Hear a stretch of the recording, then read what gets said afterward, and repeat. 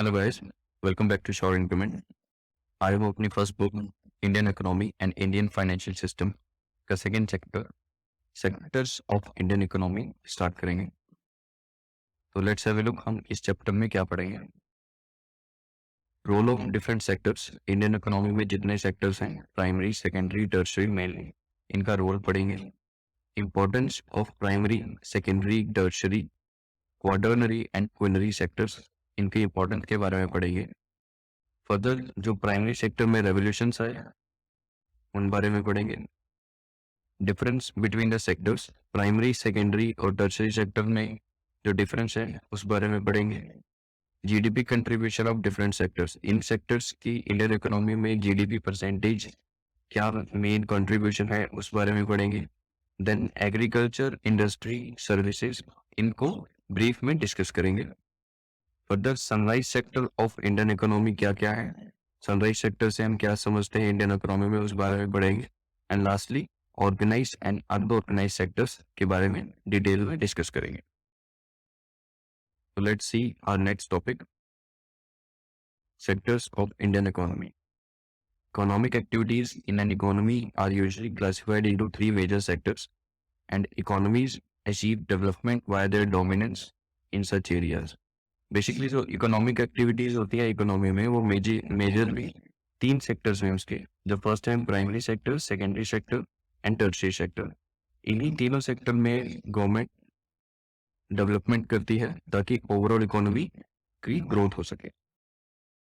So let's move to this topic, importance of primary, secondary, tertiary, quaternary and quinary sectors. जो mainly तीन major sectors हैं वो primary, secondary and tertiary हैं। Further जो quaternary and quinary sectors हैं वो tertiary के ही सब सेक्टर्स हैं, जो कि हम आने वाले आगे टॉपिक्स में डिस्कस करेंगे। Let's see our first sector, primary sector. This sector includes all those activities where there is a direct use of natural resources as agriculture, forestry, fishing, fuels, metals, minerals, etc. इस sector में वे सब economic activities आती हैं जहां natural resources का direct use होता है, like agriculture, forestry, fishing, mining, fuels, minerals, etcetera. An agrarian economy exists when the agriculture sector provides at least 50% of country's national revenue and livelihood. Primary sector constitutes agriculture, forestry and fishing. अब एक एग्रारियन economy कब exist करती है, जब primary sector जिसका सब sector जो agriculture sector है वो एटलीस्ट 50% जो है वो नेशनल रेवेन्यू या लाइवलीहुड जनरेट करे, उसे हम एग्रारियन इकोनॉमी कह सकते हैं। अभी प्राइमरी सेक्टर के अंदर मेनली क्या सब सेक्टर्स हैं दिए गए हैं, एग्रीकल्चर, फॉरेस्ट्री एंड फिशिंग, ये तीन इसके मेजर सब सेक्टर है। हमारा अगला सेक्टर है secondary sector. It includes all economic activities that involve the processing of raw materials extracted from the primary sector, also called industrial sector. Secondary sector में वो सब इकोनॉमिक एक्टिविटीज इन्वॉल्व होती है जहां प्राइमरी सेक्टर से जो raw material हमें मिलता है उसी को प्रोसेस करके हम नया रेडीमेड ये गुड्स बनाते हैं, एंड इसी प्राइमरी सेक्टर को इंडस्ट्रियल सेक्टर भी कहा जाता है। Manufacturing, one of its sub sectors, has proven to be the largest employer in the western development countries. Manufacturing जो कि सेकेंडरी सेक्टर का एक सब सेक्टर है, वो लार्जेस्ट एम्प्लॉयर है कहाँ, वेस्टर्न डेवलपमेंट इकोनॉमीज में। And industrial economy is one which the secondary sector generates at least half of country national GDP and employment. अब जैसे हमने प्राइमरी सेक्टर में एग्रारियन इकोनॉमी पढ़ा था जहां एटलीस्ट 50% कंट्रीज नेशनल रेवेन्यू इस सेक्टर से आए तो उसे एग्रारियन इकोनॉमी कहते हैं। वैसे ही एक इंडस्ट्रियल इकोनॉमी उसे कहा जाता है जहां secondary sector at least half of countries national GDP को कंट्रीब्यूट करे और एम्प्लॉयमेंट को कंट्रीब्यूट करें, उसे हम इंडस्ट्रियल इकोनॉमी के नाम से जान सकते हैं। Let's move to our next sector, tertiary sector. This sector includes all economic activities that produce services such as education, health care, banking, communication and so on.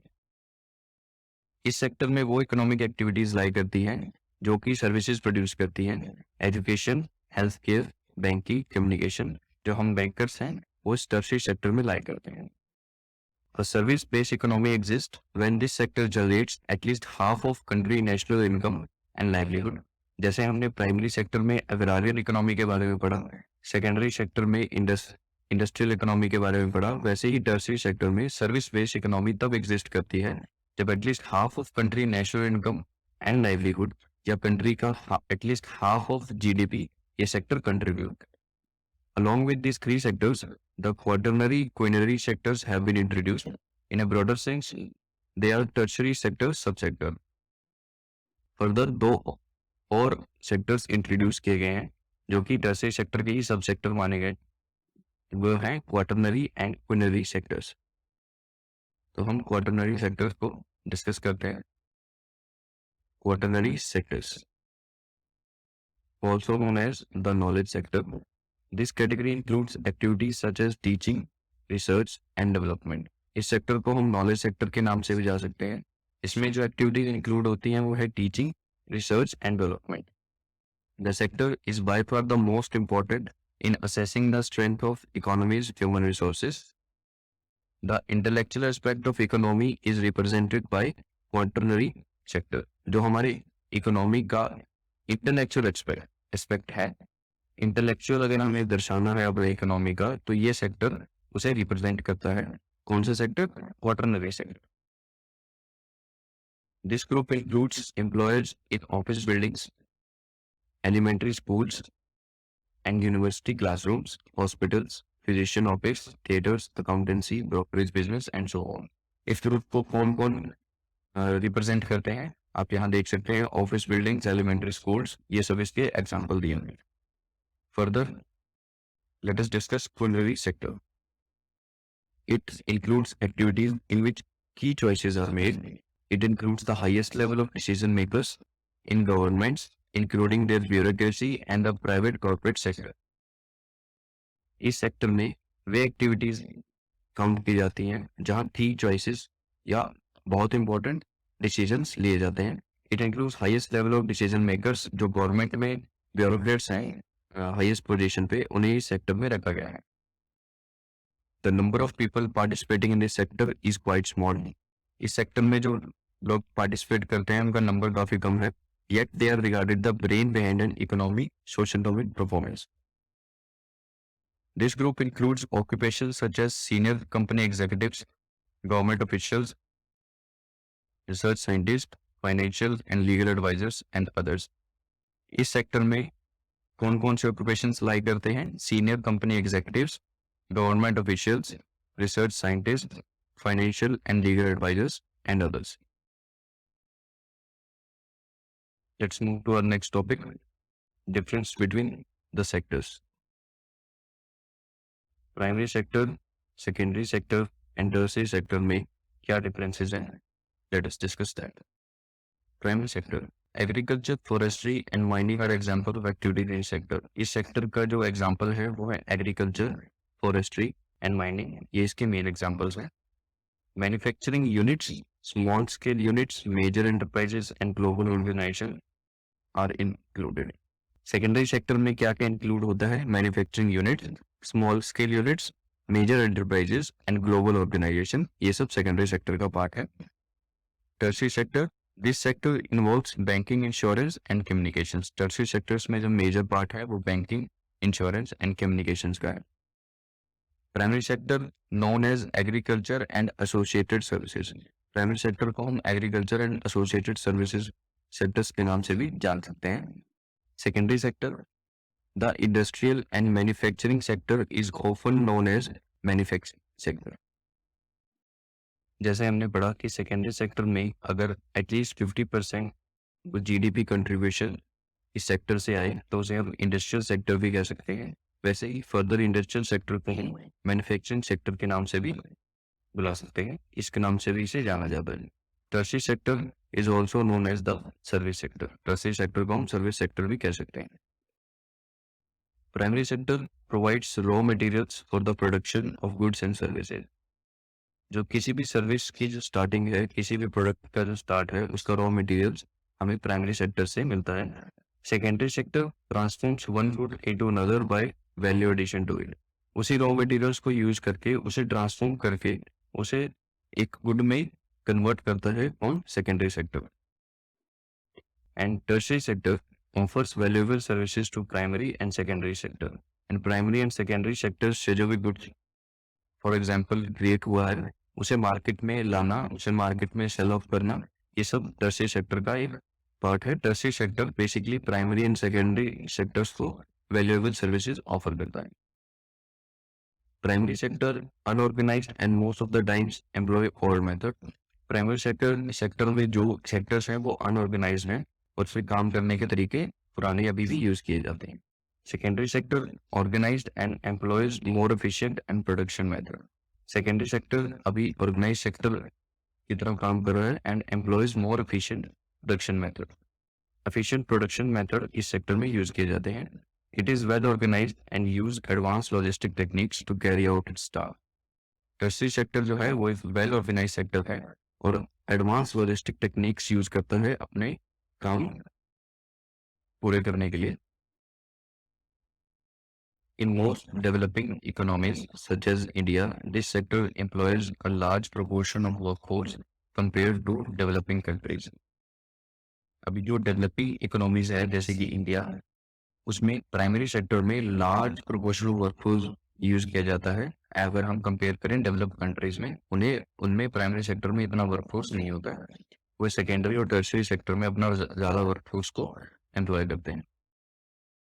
In secondary sector, since this sector requires a particular set of talents, the employment rate is in equilibrium.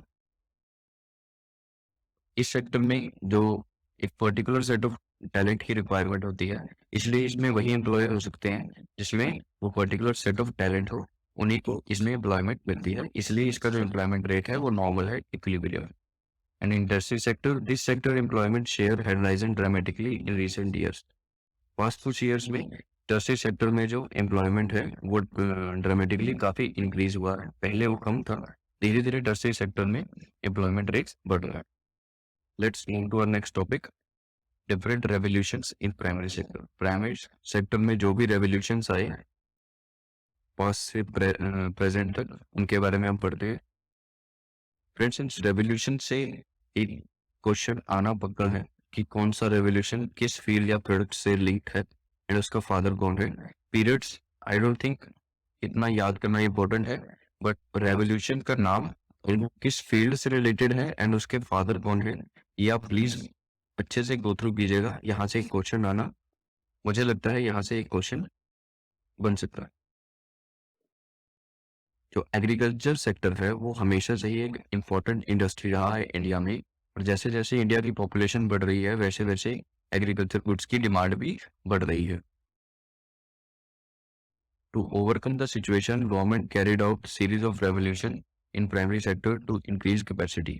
अब इसी situation को overcome करने के लिए, इस problem को solve करने के लिए गवर्नमेंट ने सीरीज ऑफ रेवोल्यूशंस इस प्राइमरी सेक्टर में लेकर आए। तो देखते हैं हम कौन कौन से रेवोल्यूशन है, किस प्रोडक्ट से लिंक है और उसके फादर कौन है। First we can see green revolution, जो एग्रीकल्चर से लिंक है और मिस्टर एम एस स्वामीनाथन इसके फादर थे। अब इसको याद करने के लिए आप ट्रिक कह लीजिए या ये देख के ही आपको पता लग जाएगा कि ग्रीन रेवोल्यूशन है तो एग्रीकल्चर से ग्रीन कलर आप लिंक कर सकते हैं, तो वो एग्रीकल्चर इसका फील्ड होगी या एग्रीकल्चर इसका प्रोडक्ट होगा। व्हाइट रेवोल्यूशन और ऑपरेशन फ्लड, इसे मिल्क और डेयरी प्रोडक्ट्स के लिए यूज किया गया है और मिस्टर वर्गीसी कुरियन इसके फादर थे। येलो रेवोल्यूशन ऑयल एंड सीज इसका प्रोडक्ट था एंड मिस्टर सैम पिट्रोदा इसके फादर थे। Blue revolution fish and aqua से रिलेट कर सकते हैं एंड डॉक्टर अरुण कृष्णन इसके फादर थे। Golden revolution fruits, paneer and horticulture इसका प्रोडक्ट था एंड इसके फादर मिस्टर निर्भर तुतेज थे। ऐसे ही आप सभी रेवोल्यूशंस को एक बार गो थ्रू कीजिए, आप ऑटोमेटिकली इनको आपस में रिलेट कर पाइए। रेवोल्यूशंस एक इम्पॉर्टेंट टॉपिक है इस चैप्टर का, तो इसे अच्छे से गो थ्रू कीजिएगा कि कौन सा रेवोल्यूशन किस प्रोडक्ट से लिंक है और उसके फादर कौन है। आई होप आपको यहाँ तक ये चैप्टर समझ आ रहा होगा। तो अगर आपको ये चैप्टर समझ आया है तो प्लीज़ इस वीडियो को लाइक ज़रूर करें एंड अपने कॉलीग्स और फ्रेंड्स के साथ इसे शेयर जरूर करें। अगले टॉपिक की ओर बढ़ते हैं, GDP contribution of different sectors. अलग अलग सेक्टर्स का जो जीडीपी कंट्रीब्यूशन है इंडियन इकोनॉमी में, उसके बारे में पढ़ेंगे। लेट 1990s तक इंडिया जो एक एग्रीकल्चर डोमिनेंस कंट्री था, वो सर्विस सुपरमेसी बन गया था, बिकॉज सर्विसेज सेक्टर से 50% नेशनल जीडीपी में कंट्रीब्यूट होना शुरू हो चुका था। The agriculture sectors account for barely 18% for the total GDP. Agriculture sector से 18% जीडीपी में कंट्रीब्यूशन आ रहा था। The service sector contributes more than 55%, while the secondary sector contributes the remaining 27%, with only 40% coming from manufacturing sector. तो हम इसका overview देखें तो service sector 1990 में सबसे ज़्यादा शेयर जीडीपी में कंट्रीब्यूट कर रहा था, जो कि 55% था। इसी को हम एक टेबल के मेथड से देखते हैं कि आफ्टर इंडिपेंडेंस ईयर 1950 टू 1951 में एग्रीकल्चर एंड एलाइड सेक्टर का जो परसेंटेज था वो 51.8 था एंड सर्विसेज सेक्टर 33.3% कंट्रीब्यूट कर रहे थे। But on the other hand अगर हम 2021-22 में देखें तो एग्रीकल्चर सेक्टर्स बेरली 18.6% ही कंट्रीब्यूट कर रहा है and services sector 52.8, almost 53% GDP में कंट्रीब्यूट कर रहे हैं। तो let us discuss agriculture sector in detail. Agriculture has been always the most significant sector in India. It is not only the largest sector but also the biggest private sector. Agriculture हमेशा से India का most significant sector रहा है और सबसे बड़ा sector रहा है। This is the main unorganise sector of economy, counting for more than 90% all unorganise labour. Agriculture sector जो है वो मेन अनऑर्गेनाइज सेक्टर है इकोनॉमी का, जिसमें 90% ऑफ अनऑर्गेनाइज लेबर इसी सेक्टर से रिलेट कर सकते हैं। जैसे कि देखिए 93.4% of total labour force of the economy, that is almost 40 crore is employed in unorganise sector. Friends, unorganised और ऑर्गेनाइज सेक्टर हम इस चैप्टर के आगे जाके पढ़ेंगे, जो उनके अंदर डिफरेंस है वो क्लियर हो जाएगा आपको।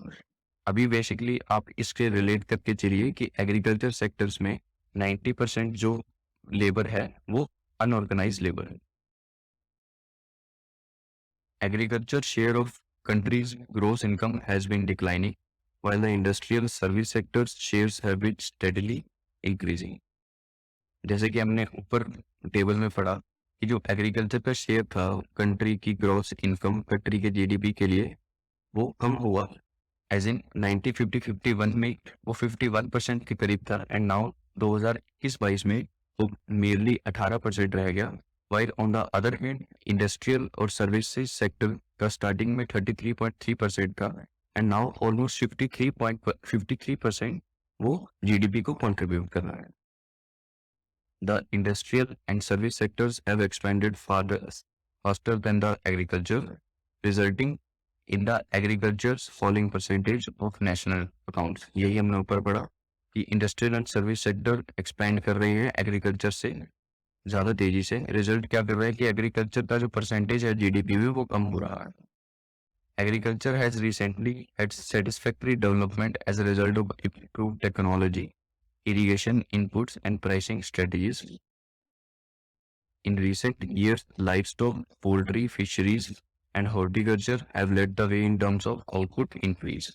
Recent times में एग्रीकल्चर में डेवलपमेंट हुई है टेक्नोलॉजी के हेल्प से, उसमें इरिगेशन टेक्निक्स आई है, इनपुट्स और प्राइस स्ट्रेटजीज के कारण एग्रीकल्चर में सेटिस्फैक्टरी डेवलपमेंट आया है।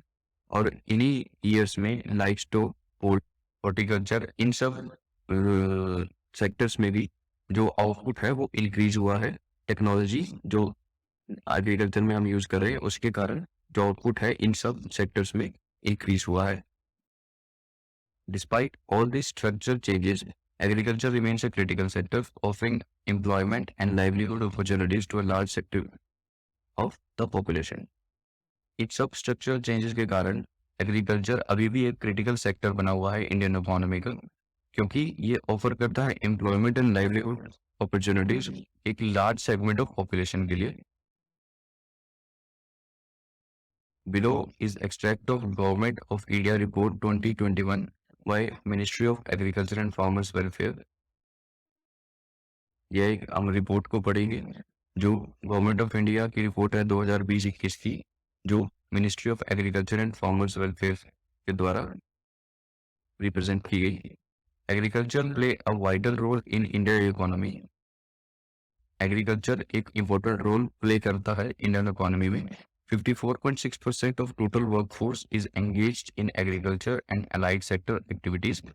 2011 के सेंसस के अकॉर्डिंग 54.6 टोटल वर्कफोर्स है जो एग्रीकल्चर या फिर एग्रीकल्चर से रिलेटेड कुछ एक्टिविटीज में काम कर रहे हैं, and accounts for 17.8% of gross value added for the year 2019-20 and 17.8% gross value added for the year 2019-20 का अकाउंट किया गया है. एंड 2019-20 का जो ग्रोस वैल्यू एडेड जीवीए है उसे 17.8% मेजर किया गया है एग्रीकल्चर सेक्टर का. Given the importance of agriculture sector, Government of India has taken several steps for its development and sustainable manner. Steps have been taken to improve the income of farmers. अभी जैसे कि हम सब जानते हैं कि importance कितनी है एग्रीकल्चर सेक्टर की इंडियन इकोनॉमी में, तो गवर्नमेंट ऑफ इंडिया ने कुछ स्टेप्स लिए हैं ताकि इसे सस्टेन किया जा सके और डेवलपमेंट किया जा सके एक सस्टेनेबल मैनर में. तो स्टेप्स कुछ लिए गए फार्मर्स की इनकम बढ़ाने के लिए. उन स्टेप्स देखते हैं क्या स्टेप्स गवर्नमेंट ने लिए. To mitigate risk in agriculture sector, scheme प्रधानमंत्री फसल बीमा योजना वाज आल्सो लॉन्च इन 2016. अब जो रिस्क इंक्लूड थे एग्रीकल्चर सेक्टर में, रिस्क जैसे कि फार्मर्स जो भी अपनी फसल उगाते थे, अगर वो किसी कंडीशन के कारण, बारिश के कारण या एनी अदर वाटर शॉर्टेज के कारण अगर वो फसल खराब हो जाती थी तो फार्मर्स को लॉस होता था. तो गवर्नमेंट ऑफ इंडिया ने प्रधानमंत्री फसल बीमा योजना लॉन्च की 2016 में, जिसमें वो उस पर्टिकुलर जो उनकी फसल है उसका इंश्योरेंस करते हैं. इन एनी केस अगर वो फसल खराब हो जाती है तो फार्मर को उसका एक अच्छा अमाउंट गवर्नमेंट की तरफ से मिल जाता है. अब हम अपना अगला सेक्टर डिस्कस करते हैं, industry. The industrial sector is equally vital since it promotes economic growth, provides self-sufficiency and employment, generate demand for agricultural commodities, and produces a ripple effect. Industrial sector is equally vital because industrial sector उतना ही important है जितना important agriculture sector है, because ये economic growth को promote करता है and demand generate करता है एग्रीकल्चर कमोडिटीज की, जो कि हमें प्राइमरी सेक्टर से रिसीव होती है, एंड एक रिपल इफेक्ट क्रिएट करता है. रिपल इफेक्ट से आप समझ सकते हैं कि एक ऐसा इफेक्ट जिसकी एक इफेक्ट से सेकंड इफेक्ट स्टार्ट होता है, जिससे डिमांड इंक्रीज होती रहती है इकोनॉमी में. India's industrial sector is divided into 4 सब सेक्टर. तो इंडिया का इंडस्ट्रियल सेक्टर है वो मेनली 4 सब सेक्टर्स में डिवाइडेड है.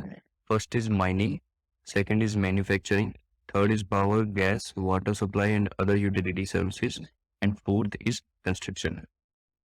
यहाँ इन चारों सेक्टर्स का जो जीवीए में कंट्रीब्यूशन है वो दिया गया है.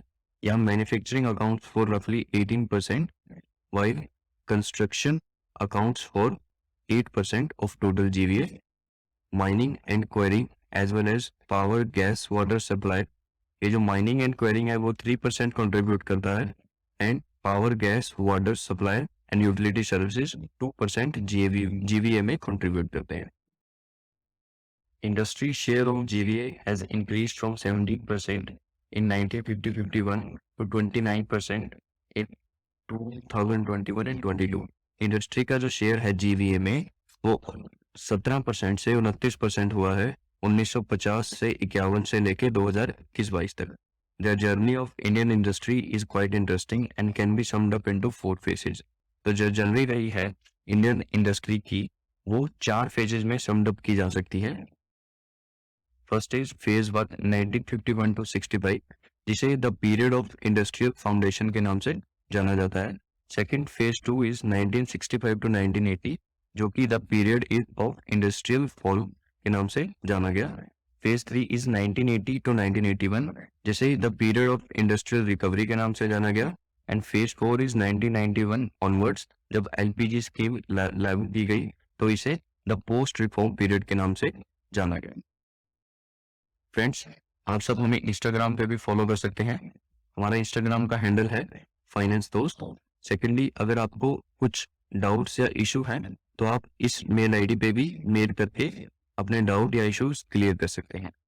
Let's move to our next topic, service sector.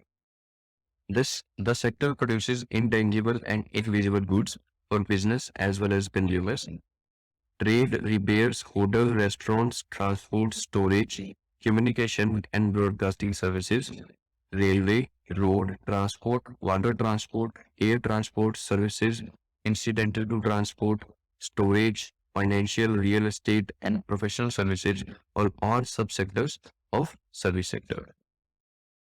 जो इस सेक्टर का प्रोडक्ट है वो इंटेंजिबल होता है और इनविजिबल होता है. इंटेंजिबल जिसे हम छू नहीं सकते एंड इनविजिबल जिसे हम देख नहीं सकते. इस सेक्टर के जो प्रोडक्ट है वो इंटेंजिबल एंड इनविजिबल होते हैं for business as well as consumers के लिए.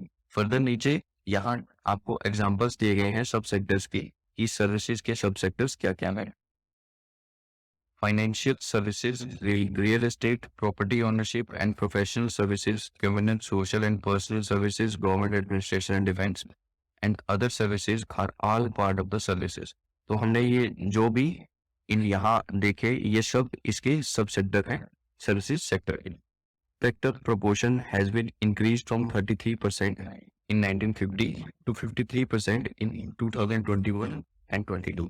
सर्विस सेक्टर का जो प्रोपोर्शन है वो 1950 में 33% था, वही 2021-22 में 53% पे आ गया.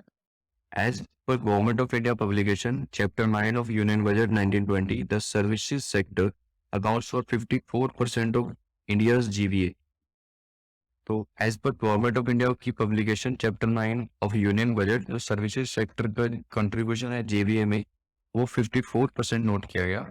Its growth rate moderated to 7.5% in 2018-19 and 8.1% in 17-18. तो इसकी ग्रोथ रेट थी सेक्टर की वो 2017-18 में 8.1% थी एंड 2018-19 में 7.5% थी. The segments that saw deceleration are tourism, trade, hotels, transport, communication, and services related to broadcasting, public administration, and defense. कुछ सेक्टर्स जिसमें डीएक्सेलरेशन देखा गया, जिसमें डिक्लाइन देखा गया, वो थे टूरिज्म, ट्रेड, होटल्स एक्सेट्रा. इन सब में डिक्लाइन देखा गया. And financial, real estate, professional services category accelerated. And ये कुछ कैटेगरीज थी जिसमें एक्सेलरेशन देखा गया इस पीरियड के दौरान इस सेक्टर में, financial, real estate and professional services में. As per the world investment report 2021 by UN conference on trade development, India is in 2020 was the 5th largest recipient of FDI. World investment report 2021 में जो कि UN conference on trade development के through आई 2020 में, उसमें India world's 5th largest recipient of foreign deposits था. जो बाहर से आने वाला पैसा था उसमें 5th लार्जेस्ट रिसिपिएंट था India. India has made a global impact by being amongst the top 10 service exporter countries. India ने अपने पूरे ग्लोबल लेवल पे इम्पैक्ट दिया है, ग्लोबल लेवल पे छाप छोड़ी है. कैसे? क्योंकि ये टॉप 10 सर्विस एक्सपोर्टेड कंट्रीज में काउंट किया जाता है. Let's move to our next topic. Sunrise sector of Indian economy. Sunrise sector से हम कुछ समझ सकते हैं. सनराइज मतलब किसी चीज, सनराइज से आप रिलेट करें तो किसी चीज का राइज होना, किसी सेक्टर का राइज होना. तो लेट्स सी इसमें हम क्या पढ़ेंगे. A sunrise sector is one that is still in infancy but has the potential for significant growth. एक सनराइज सेक्टर वो सेक्टर होता है जो अभी प्रॉपरली ग्रो नहीं हुआ है, बट उसमें पोटेंशियल है कि वो सिग्निफिकेंट ग्रोथ दिखा सकता है। The sector is often characterized by strong growth rates, a high degree of innovation, a high level of public awareness, with investors attracted to its long-term growth prospects. अब जो sunrise sector होते हैं उसके main characteristics क्या होते हैं कि उसमें स्ट्रॉन्ग ग्रोथ रेट्स होते हैं, एक हाई डिग्री ऑफ इनोवेशन होती है और high level of public awareness होता है, एंड ऑल्सो इन्वेस्टर्स उसमें अट्रैक्ट रहते हैं लॉन्ग टर्म ग्रोथ को लेके, उसके अंदर इन्वेस्ट करने के लिए बहुत से इन्वेस्टर्स राजी रहते हैं। Existing Indian industries that may be categorized as sunrise sectors are likely to benefit the economy in terms of job creation and business growth in future. Green energy, fintech, IT, electronics, pharmaceutical, automobiles, ये सब जो sectors हैं वो example है sunrise sectors के, and other emerging sectors of Indian economy are part of sunrise sectors. जैसे कि हमने यहाँ देखा green energy, fintech, information technology, electronics, pharmaceuticals, automobiles, health care, infrastructure sector, retail sector, processing plants and other emerging sector, ये सब जो है वो सब सेक्टर है सनराइज सेक्टर। तो let's discuss our last topic, organised and unorganised sector. जैसे कि हमने एग्रीकल्चर में पढ़ा कि 90% जो उनकी लेबर है वो अनऑर्गेनाइज्ड सेक्टर में लाया करते हैं। तो आइए अब हम अच्छे से समझते हैं कि अनऑर्गेनाइज्ड सेक्टर और ऑर्गेनाइज्ड सेक्टर क्या होते हैं। The organised sector is one in which job terms are fixed and regular and the employees are directive. Organised sector वो सेक्टर है जहाँ जिनका जॉब टर्म जो है फिक्स होती है, वो रेगुलर होती है, आने का टाइम, जाने का टाइम, सैलरी, ये सब फिक्स होता है। लाइक जो बैंकर्स हैं वो एक ऑर्गेनाइज सेक्टर में लाई करते हैं। अनऑर्गेनाइज सेक्टर में आप देख सकते हैं जो सब्जी बेचने वाले हैं, रेडी वाले हैं, ऐसे कुछ लोग या फिर मजदूर हैं, ये सब अनऑर्गेनाइज सेक्टर में लाई करते हैं। The organise sector comprises manufacturing enterprises, business, schools, hospitals and unit registered with government. It also comprises legally licensed clinic and offices. जो ऑर्गेनाइज सेक्टर्स हैं उसके एग्जाम्पल यहाँ दिए गए हैं, business, schools, hospital and unit registered with government, legally licence store, clinic and offices. The organise sector has lower unemployment than the unorganise sector. जो organise sector में बेरोजगारी है वो कम है अगर हम कंपेयर करें अनऑर्गेनाइज सेक्टर से। In the organise sector job terms are stable and consistent and employees have guaranteed work and social security. Organise sector में जॉब टर्म्स जो हैं वो स्टेबल होती हैं, कंसिस्टेंट होती हैं और एम्प्लॉय को एक गारंटीड वर्क दिया जाता है, कितना काम करना है, कितने बजे से कितने बजे तक करना है, और एक प्रॉपर सोशल सिक्योरिटी मिलती है इस सेक्टर में। On the other hand unorganise sector में is one which employment terms are not defined and regular and enterprises are not registered with government. Construction workers, domestic workers, street workers, and those operating in tiny workshops unaffiliated with the governments are all part of unorganized sectors. Construction workers हो गए, domestic workers हो गए, street vendors, ये सब जो हैं unorganized sector में आते हैं। A home-based worker, self-employed worker, or wage worker in the unorganized sector is an unorganized worker. The unorganized sector relies heavily on labor and indigenous technologies. जो unorganized sector होता है वो heavily labor पे और पुरानी technologies पे divide रहता है। So let us try to distinguish between organized and unorganized sector through the help of this table. यहाँ अनऑर्गेनाइज सेक्टर और अनऑर्गेनाइज सेक्टर को डिफरेंशिएट किया गया है। पहले मीनिंग समझते हैं ऑर्गेनाइज सेक्टर कौन से है। It is a sector where the employment terms are fixed and regular and employees get assured work. Organise sector वो सेक्टर होता है जहाँ पे एम्प्लॉयमेंट टर्म्स फिक्स्ड है एंड रेगुलर होता है और एम्प्लॉयज को एक एश्योर्ड वर्क मिलता है काम करने के लिए। On the other hand organise sector वे सेक्टर है जहाँ पे एम्प्लॉयमेंट टर्म फिक्स नहीं होती हैं और उन्हें एश्योर्ड वर्क नहीं मिलता है एंड वो गवर्नमेंट के साथ रजिस्टर्ड नहीं होती। अब ये गवर्नमेंट किसके थ्रू की जाती है? ऑर्गेनाइज सेक्टर वेरियस एक्ट्स के अंडर गवर्न होते हैं, जैसे factories acts, bonus acts, PF acts, minimum wage act etcetera. On the other hand unorganise sector किसी भी एक्ट के अंडर नहीं लाई करते हैं, इसे किसी भी एक्ट के थ्रू नहीं गवर्न किया जाता है। इसमें गवर्नमेंट रूल्स देखते हैं। ऑर्गेनाइज सेक्टर में गवर्नमेंट रूल्स को स्ट्रिक्टली फॉलो किया जाता है, वही अनऑर्गेनाइज सेक्टर में गवर्नमेंट रूल्स को स्ट्रिक्टली फॉलो नहीं किया जाता है। रेम्युनरेशन देखा जाए तो रेगुलर मंथली बेसिस पे उन्हें सैलरी मिलती है ऑर्गेनाइज सेक्टर में, और अनऑर्गेनाइज सेक्टर में डेली वेजेस के हिसाब से उन्हें रखा जाता है। जॉब सिक्योरिटी, ऑर्गेनाइज सेक्टर में जॉब सिक्योरिटी रहती है, वही अनऑर्गेनाइज सेक्टर में आपकी जॉब सिक्योरिटी नहीं रहती है। वर्किंग आवर्स ऑर्गेनाइज सेक्टर में फिक्स रहते हैं, अनऑर्गेनाइज सेक्टर में फिक्स नहीं होते हैं। सैलरी वर्कर्स, सैलरी गवर्नमेंट के द्वारा डिस्क्राइब की जाती है ऑर्गेनाइज सेक्टर में, और अनऑर्गेनाइज सेक्टर में less than the salary prescribe by government, government के द्वारा जो एक सैलरी प्रिस्क्राइब की गई है उससे कम ही मिलती है अनऑर्गेनाइज सेक्टर में। Contribution to provident fund, organise sector में कंट्रीब्यूट किया जाता है पीएफ में, अनऑर्गेनाइज सेक्टर में ऐसा कुछ नहीं होता। Increment in salary, organise sector में once in a while increment मिलता है, अनऑर्गेनाइज सेक्टर में कोई पैटर्न इसका फिक्स नहीं है कि कब इंक्रीमेंट होगा नहीं होगा, अनऑर्गेनाइज सेक्टर में रेयरली ही इंक्रीमेंट होता है salary. Benefits and perquisites, benefit क्या है ऑर्गेनाइज सेक्टर के, employees get add on benefits like medical facilities, pension, leave, travel compensation etcetera. Organise sector में एड ऑन बेनिफिट्स मिलते हैं, मेडिकल फैसिलिटीज मिलती है, पेंशन मिलती है, लीव ट्रैवल कंपनसेशन मिलता है, ये सब सर्विसेज ऑर्गेनाइज सेक्टर में मिलती है। On the other hand unorganise sector में ऐसा कुछ प्रोवाइड नहीं किया जाता है। एग्जाम्पल्स क्या हैं ऑर्गेनाइज सेक्टर के, government employees, registered industrial workers. Organise sector के जो एग्जाम्पल हैं वो है government employees and registered industrial workers. On the other hand unorganise sector के एग्जाम्पल हैं shopkeeping, farming and domestic work, दुकानदार हो गए, किसान हो गए, या अदर कुछ काम करने वाले हो गए, वे अनऑर्गेनाइज सेक्टर में आते हैं।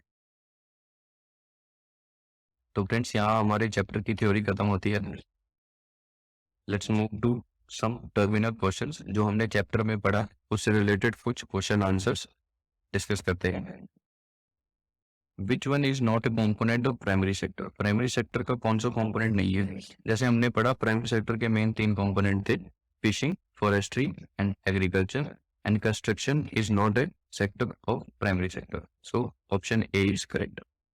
Quaternary services is a part of, quaternary services किसका पार्ट है, quaternary services सर्विस सेक्टर के सब सेक्टर 2 हमने पढ़े थे, सर्विस सेक्टर के 2 सब सेक्टर थे, quaternary and quinary. Service sector के 2 सब पार्ट थे, quinary and quaternary.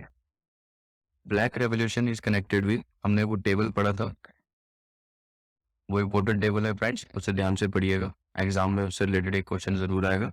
Black revolution is related to petroleum, petroleum से ब्लैक रेवोल्यूशन से कनेक्ट कर सकते हैं। Which of sector contributes most to national output, GDP, कौन सा सेक्टर मोस्ट इसमें जीडीपी में कंट्रीब्यूट करता है, सर्विसेज सेक्टर कंट्रीब्यूट करता है। Last question is which sector provides maximum employment in India, कौन सा सेक्टर इंडिया में मैक्सिमम एम्प्लॉयमेंट देता है, एग्रीकल्चर मैक्सिमम एम्प्लॉयमेंट देता है, वेदर ऑर्गेनाइज सेक्टर हो या अनऑर्गेनाइज सेक्टर हो। मेजरली एग्रीकल्चर में 90% अनऑर्गेनाइज सेक्टर से ही एम्प्लॉयमेंट प्रोवाइड करता है, बट स्टिल ये मैक्सिमम एम्प्लॉयमेंट प्रोवाइड करता है। So thank you guys for watching this video. अगर आपको ये वीडियो पसंद आई तो प्लीज़ इस वीडियो को लाइक ज़रूर करें और अपने कॉलेज के साथ शेयर ज़रूर करें। ऑल्सो आप हमें इंस्टाग्राम पे भी फॉलो कर सकते हैं, फाइनेंस दोस्त इस हैंडल पे, एंड कुछ भी आपको इश्यूज या डाउट्स हो इस वीडियो से रिलेटेड तो इस मेल आईडी पे आप मुझे मेल कर सकते हैं।